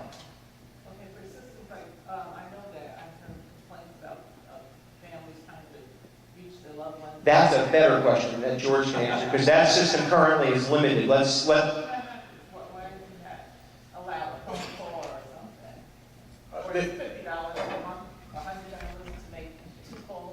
This was the question that I think that came up that I sent to you, the issue regarding the phone system accessing family members in, and then the cost of calling out. Maybe you can talk about that. Yeah, actually, first of all, I mean, you were talking about construction. The wiring for the, and you mentioned inmate phone system. So the wiring for the inmate phone system would be part of the construction. Actual placement of the phones for the inmates would be a vendor that would come in and they provide the service to the inmates for a cost they charge. But what has happened in across the nation is because the county jails would get a revenue, a portion of the revenue for all the phone calls that the inmates make. Some counties throughout the nation got very greedy in setting the fees for that to happen. So actually the FCC has gotten involved throughout the nation, and they are now regulating the amount that it's going to cost an inmate to make a phone call. So it won't be in the hands of each individual county or state facility. It's going to be FCC rules depending on the amount of inmates that you have in your facility and what kind of call you make, whether it's a long distance call or a local call, but it's all going to be regulated. We are at 20 minutes to 10. Why don't we do just a few more? And I would ask, to the extent you can, questions regarding the proposal as it's been presented. There's a lot more dialogue that I'm certain we can have on broader issues. To the extent that the questions about the proposal. Okay, so I'm kind of asking a question in line with what Emily brought up about agricultural training. And I was trying to think outside the box because I don't think it's fair to condemn what other people are doing when you don't really think about it yourself and how difficult the problem is. And I would like to know why we can't buy for $1, because I think they want to get rid of it, the Wasaic Center. The Wasaic Center has hundreds of acres of farmland that were once used to completely support the center itself. We could have mobile units that go into the city. We could train people in aquaponics there, which the company called Growing Power, it's a nonprofit. They came down to Omega Center here to talk about it. Will Allen, a former NBA player, discussed it, and he trains inner city youth to farm and to do aquaponics, which is a little more sophisticated than what we think of as farming. People wear white lab coats, they test, and okay, try to condense it. So it could be a job training center. I call it New Beginnings, where you could have job training as well as rehabilitation. 80% of the people in our jail are there because they also have mental health or substance abuse issues. For as far as recidivism goes, if you give somebody even 2 years of college or job training, the recidivism goes down dramatically. 2 years of college is 4%. The jail, it's 50%. Don't stand between me and the microphone. The question about the concept of purchasing another facility like Taconic DDSO in Wasaic, Town of Dominion, we evaluated alternatives.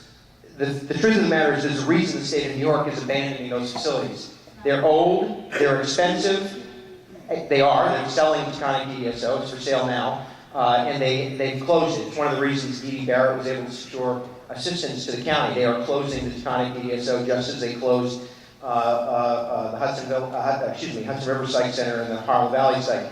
But keep in mind, it's for sale, and the state's mandate under state law is to get the highest, best return for that property. So they don't just give it to counties, we would have to buy it. We considered, some folks asked us to look at other facilities like the Beacon Farm, the closure of the Beacon Correctional Facility. These are not facilities that are adequate for a county jail. They are high in cost and they're high in programming. Additionally, if I mean, if we're going to put individuals who would be in the jail setting in another facility, and it isn't close to the county seat, it adds cost. It adds significant cost. So we can run programs that assist inmates like the ones you're referencing, but there's no need to move all of our inmates or anybody out to Wasaic. Not to mention, I would offer to you this is the question that gets asked. I think it's a legitimate one. Why not consider an existing facility? Because they are staff and cost intensive. They are not built for jail settings. If you just look at the way in which we have to lay this out in order to get the operational savings, you begin to realize a medical hospital, mental health facility, a kind of PDSO, is not built to reduce cost. It adds cost.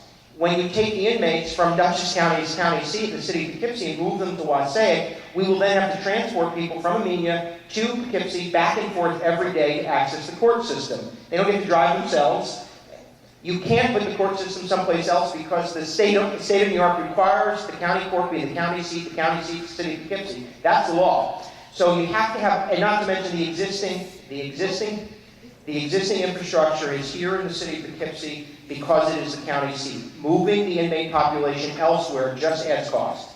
And again, those facilities are staff intensive and they're very costly. In fact, the best option would be to have a 100 acres someplace where we build entirely here, because that would be affordable, that would be efficient, that would be the best model. But I can assure you there isn't a community in Dutchess County that's going to allow us to move in with a 500-person jail facility. I apologize, but it's existed in the city of Poughkeepsie since the city was the county seat. I just would like to add also on the education piece. Getting college education is a great idea in a prison. In the jail, the Dutchess County Jail, the average person is here 30, 45, maybe 60 days. So you can't get a college degree in that time frame. What we are doing, and that's what the Restart program I think you can for the University of Phoenix. Yeah. Thank you, Mark. But no. But what I'm trying to say is that we have the Restart program, where we are focused on cognitive behavioral therapies that are addressing the problems that got these people into the jail in the first place. That, we believe, is the best way to attack their issues. And then if we can continue that back in the community and work with them on job opportunities, work with them on other aspects of their lives, then we can help rehabilitate them. So we're a jail, we're not a prison, and we're dealing with the problems we have in jail, not the problems that you have in prison. And to clarify, we don't, excuse me one second. Your point is, excuse me? Well, listen, we all need what help I can get. I would offer you, just remember that we have to operate a jail. We don't get to dictate where the individual gets placed. A judge decides if they need to be in a jail setting or not a jail setting. Why aren't they here? Why don't they want to discuss Judges? how to change the system? I understand. Okay, well, we listen to the extent that we can include the judges. I mean, we've had many conversations with the judiciary in the county. They are dictated to. There's criminal law. They have to follow it. They don't get to just write it. As we mentioned, every day we analyze individuals as they enter the system to try to divert them from the jail. We try to provide them those services so they're not in the jail setting. The public defender works with actually, I'm going to take this liberty. This is one area that I'm very proud of. We have expanded the public defender's office to ensure that every individual, regardless of means, has guaranteed public defense at the time of arraignment and throughout the criminal justice system. The judicial system. Not every county has done that. And what we've done with the public defender is ensure that a public defense is available at the time you are presented to a judge. And what our public defender does is represent and advocate for the individual. If it is safe, this is new, we've been expanding it over the last 4 years, to the extent that we can get a judge to commit to allowing the individual not into jail, we do that. And our public defender is very aggressive in that regard. You want to add to that? But we don't have the luxury of dictating where they go. The judge does. All I can say is every day we have very dedicated public defenders that all they do is argue to get people out of jail. I do that personally. I did that this morning. We're constantly trying to get people not to go to jail. Sometimes we're successful, sometimes we're not, but that's what we do.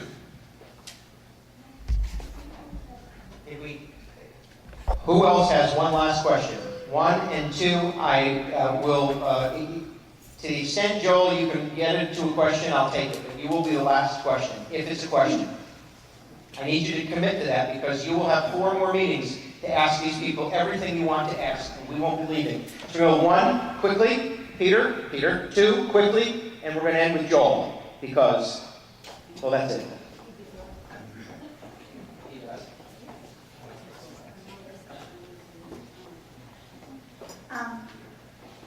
I know that Mr. Molinari was talking about setting up some type of a committee with community members so that we can discuss things that are going to help, the people who are being incarcerated and things of that nature. And it sounds really good. My question is, how many of those who are actually sitting up on that stage are actually going to be at the meetings that these community members are at so that they can really hear what the community members are saying and kind of get a face to those statistics that they look over in those papers? Because, I mean, I understand the numbers and everything like that. We absolutely need a jail. I know I work for the state. I know that there are people that need to be incarcerated. On that note, I just want to add in to Connick so it's a horrible place to try to put people at. I work there. Freezing cold in the winter. The facilities are run down. You do not want to put anyone there. But the landscaping is beautiful. Yes. Because you really need to put faces to the people. It's really easy to make the hard decisions when the decisions look like 5s and 7s and 9s. But when they have eyes and they have parents and they have real life stories, that's a whole different situation. And with a lot of these people that are in bad situations now, they didn't start out that way. It was a lot of circumstance. It is a lot of, antagonizing that goes on within our community from the law enforcement. Unfortunately, Mr. Angel, there are quite a few public defenders who aren't out for the best interest of the individual based on whatever their docket has within it, and they will be pushing for incentives other than what that individual wants, because again, they're numbers and they're not people. So how many of you there are going to be there to see the brown folks who are going to be discussing their relatives, their dads, their aunts, their children, who are going through this situation and giving you the ideas of what can actually help those people and not just statistics? Every one of the people on that stage works for the taxpayers of Dutchess County in one form or another. No, these people don't call in sick, and I'm going to make you a commitment. I can't commit, some of them are private vendors, I can't commit them to it, but a good half of them work at the pleasure of the county executive. And if you're pleased, I'm pleased. Okay. But there will be an effort to make sure, listen, I believe that the stakeholders in the system need to be around the table. You mold consensus by ensuring that you're represented and they're represented. So it would be very bad of us to create a service program or a youth service program without having you and them at the table. And beyond that, as I mentioned, we've asked the city of Poughkeepsie to work together with us so we can ensure that the right people are around the table. But just about every person on that stage will be around that table in one fashion or another, and I'll go to as many meetings as you want me to, okay? Thank you very much. You're welcome. No, Ray. Come on now. I never asked a question. You interrupted while I was giving my... Yes, but it was as close to a... Can you think of a question? I got it already. You interrupted it. I know. I do that well. It's 10 minutes to 10. A question. Quick question. Can you make it quick? Because I've got... No. You got to say no. Okay, thanks. First, I want to start with...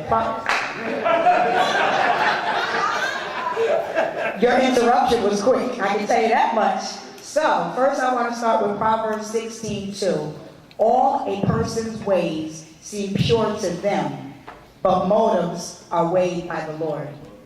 Now, as I ended my recollection about my event when I was dealing with police brutality at the age of a teenager, probably 17 or 18, I ended with saying that the police responded in a very brutal way. remember I began saying I was the civilian who called for help. I was the cry for help. I called the police department, fire department, and said that there possibly will be a car that may explode. Again, the officers responded with Army gear, which provoked the individuals that were outside enjoying themselves to the point of a riot. I have to explain to you that I was one of them that got arrested. And that's the meat of the story. Not only was I arrested, my little sister, who was 15 years of age, was actually accosted by a police officer to the point where teenagers were involved in a situation where they were provoked to respond with violence to defend themselves. So I'm going back to the race issue. We have to address the racism within our system so that we can eliminate the high rates of individuals going to jail for no reason at all. That particular night was my experience, which is why I have to say no to an expansion. Go ahead and build a beautiful jail. Build it, but do not expand it. And then here we go. Here's the question. Why are we spending $500,000 on an analysis? And I understand what you said. You said that we have to analyze the program before we put it in. SNUG has been analyzed and has been evidence to be able to reduce the population of inmates going to jail, but not only that, Marcus, it also helps save lives. That is one of the biggest things. SNUG program helps reduce violent acts within the community. So instead of asking for $500,000 for analysis, you can actually ask for less than that because SNUG has already been proven. Then put that other money back into the community. Because I want you to think about the fact that there is a thing called school to prison pipeline, which I believe is manifested itself without me. I know you have good intentions. I know you do. You gotta be human in order to be able to say, stand in front of my face and say, I want to deal with these people in a humane way. Your idea is, I want to correct the inhumane situation. So I do greatly appreciate that.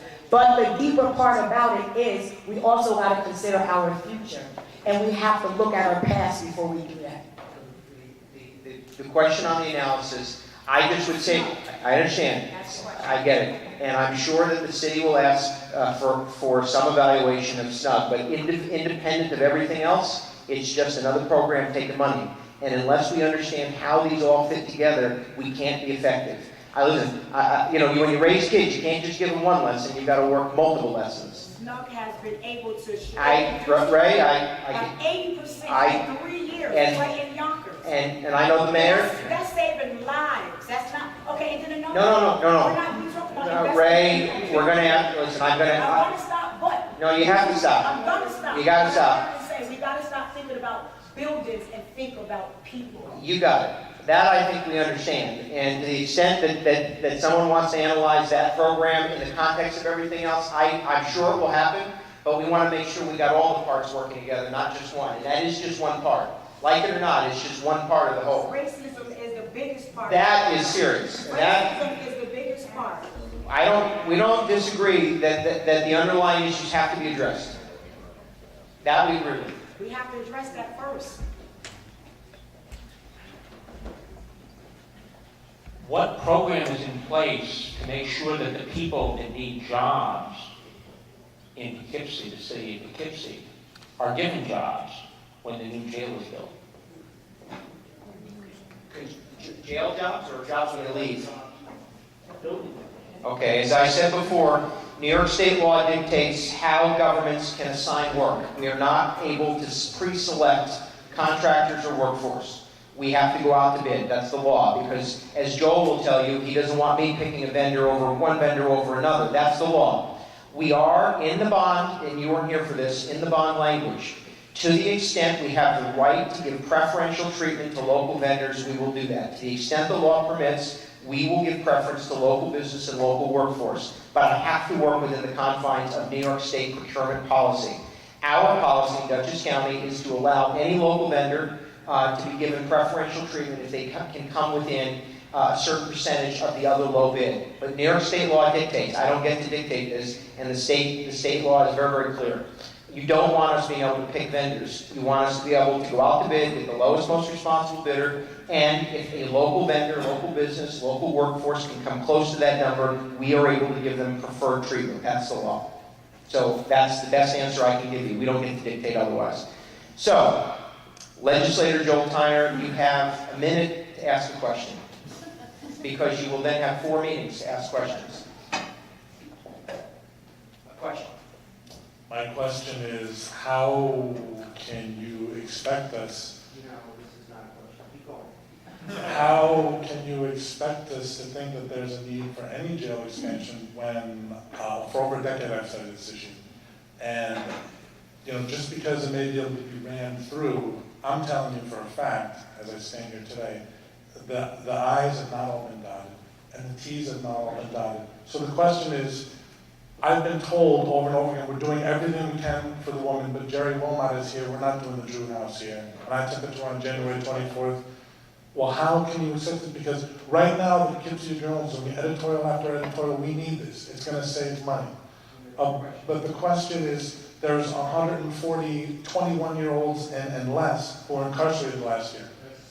And the question is, you promised, Mr. County Executive, to fully fund youth programs about a year and a half ago, and you didn't do that because Big Brothers Big Sisters used to be part of the county budget. The Dutchess County Youth Bureau Project Return Program used to be part of the county budget. And I'll just end with this. People say we can't do anything about the process and they're just sitting in jail. But as Diane Johnson pointed out, they did something about that in the Bronx. They cut the average length of stay. And in Albuquerque, they did the same thing. They cut the jail population by 40% in 3 years. And I only got to 2 of the talking points. We do not need this $274 million document. Okay, listen, we can insult each other all night. The question regarding process, however, is a good one, and what's been done to streamline our process and how that might compare to others. I think that's a legitimate question. And to your point, just without me sounding at all rude, although it's going to sound rude, you got the one talking point because you have complete access to this panel of people over the course of the next 30 days. You'll be able to ask every question at those meetings. These folks here don't have that same luxury. So I appreciate that you got that question in. Regarding process, what have we done? How does that compare to what others have done? I don't know what Brooklyn's done, although or Bronx. Well, I don't know much about Albuquerque, but I can tell you that the 5 boroughs in New York City are not high on my list of organizations to model. But that said, I mean, the city of New York has its own problems. But do you want to offer? First and foremost, whenever you're looking at all these whereases, you first need to consider if they have a tool to triage people by risk. That's the first element of evidence-based policy and practice, and I happen to know for a fact that throughout New York City they don't have a tool like that. So that's the first problem with New York City as far as who gets what and where. What we're doing to evaluate process is through an agreement with both the public defender and the district attorney is we've agreed for that time frames are going to be evaluated for each and every person from the day they come into the system. Within that system, we've developed a quality assurance practice that's going to evaluate the district attorney's response and offer to the public defender, and then the public defender's response to that to either get a plea agreement at a local level or send a case on through to county court. And we evaluate the timeframes that takes place, and that will actually result in the biggest savings in jail days, and we're in the midst of that as we speak.